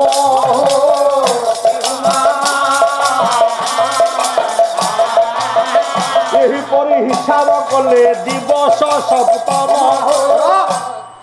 7 ଦିନରେ ସମସ୍ତେ ମରିବେ। ମରିବେ ତତେ ମୁଁ କହିଥିଲି 7 ଦିନରେ ତୁ ମରିବୁ, ମୁଁ ମଧ୍ୟ ମରିବି। ମରିବି କହିଲୁ ବାପା ଆଜ୍ଞା ଆଜ୍ଞା ଏଇ ଯୋଉ 7 ଦିନ ହଁ ହଁ ହଁ ତୁ କଣ ରୋଜଗାର କଲୁ, ଗୁରୁଜୀ କଣ ଶିଖିଲୁ? ଆପଣଙ୍କ ପଦିଏ କଥା ମୋ ଜୀବନ ଆଖିରୁ ଧାର ଧାର ଲୁହ ଝରୁଛି ଶିଷ୍ୟଟିର। ହଁ ହଁ କହିଲେ ଆଜ୍ଞା ମୁଁ ପାଇଲି ଜୀବନର ରହସ୍ୟ, ପାଇଲି ମୁଁ ଜୀବନର ରହସ୍ୟ ପାଇଲି। ପାଇଲି ପାଇଲି ବାସ୍ତବ ଏ ସଂସାରକୁ ଭଲ ପାଇବାଟା ହଉଛି ଭଲ ମଣିଷ ପଣିଆ। ମଣିଷ ପାଇଁ ଅନ୍ୟକୁ ଘୃଣା କରିବା ମଣିଷ ପଣିଆ ନୁହଁ। ନାଇଁ ନାଇଁ ନାଇଁ ଆପଣ ହଁ ହଁ ସେଦିନ ସେ ଯୋଉ ଦୁଷ୍ଟ ଲୋକଟି ଆପଣଙ୍କୁ ଗାଳି କଲା, ହଁ ହଁ ଆପଣ ନୀରବି ଗଲେ, ହଁ। ଅଥଚ ମୋ ମନ ଭିତରେ କ୍ରୋଧ ଅହଙ୍କାର ଜଳି ଉଠିଲା। ହିଂସାରାଗ ମୋ ଇଚ୍ଛା ହଉଥିଲା ସେ ଲୋକକୁ 2 ଚଟକଣି ମାରି ଦେଇଥାନ୍ତି, କିନ୍ତୁ ଆପଣ- କିନ୍ତୁ ଏବେ ଅନୁଭବ କରୁଛି ହଁ। ସେ ଗୋଟିଏ ମୂର୍ଖ ଲୋକ, ଅଜ୍ଞ ଲୋକ, ଆପଣଙ୍କୁ ଚିହ୍ନିନି ବୋଲି ଆପଣଙ୍କୁ ଗାଳି କରୁଛି। କରୁଛି ଏବେ ଯଦି ଚିହ୍ନିଥାନ୍ତା ଗାଳି କରିନଥାନ୍ତା। ନଥାନ୍ତା ଆପଣଙ୍କର ଗୁଣ ଗାରିମା ଯଦି ଜାଣିଥାନ୍ତା ହଁ, ହଁ। ସେ ଆପଣଙ୍କୁ ଗାଳି କରିନଥାନ୍ତା। ହଁ, ହଁ, ହଁ। ତେଣୁ ତାକୁ କ୍ଷମା କରି ଦିଆଯାଉ। ଯାଉ ବଇ ଆଜ୍ଞା ଏ କଥା ମୁଁ କାହିଁକି ଆରମ୍ଭ କଲି? ମଣିଷ ପଣିଆରୁ ମଣିଷ ହଁ ମାନବତା ହଁ ହଁ ଏ ଆଜ୍ଞା ଆଜ୍ଞା ଦେହିନୁ କ୍ଷଣ ଭଙ୍ଗୁର। ବେଶ ଏଇ ଶ୍ଲୋକରୁ ଏଇ ଧାଡିରୁ ଏତିକି ବାଟ ଯା ଆମେ ଗଲେ ଗଲେ ଆଉ ଦୁର୍ଲଭ ମାନୁଷୀ ଦେହି ଦେହିନୁ କ୍ଷଣ ଭଙ୍ଗୁର ଭଙ୍ଗୁର ତତ୍ରାପି ଦୁର୍ଲଭ ମନ୍ୟେ ବୈକୁଣ୍ଠ ପ୍ରିୟ ଦର୍ଶନ। ରହ